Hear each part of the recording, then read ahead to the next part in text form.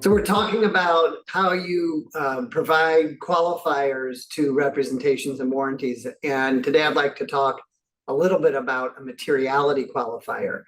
So let's say we have a representation, the buyer proposes to a seller that says there's been no release of an environmental hazard on a property.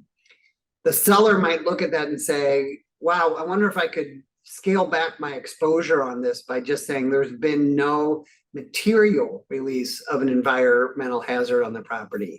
Or maybe there's been no release of a material environmental hazard on the property. You can play around with where you're going to put the materiality qualifier.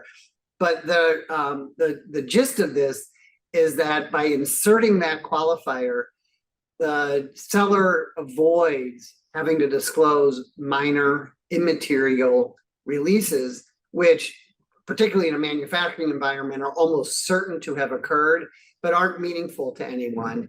And what people are really worried about are material releases that could result in liability for the buyer after they own the business. So it can be a very effective tool, again, in shifting the responsibility of identifying items for disclosure and ultimate liability for a seller.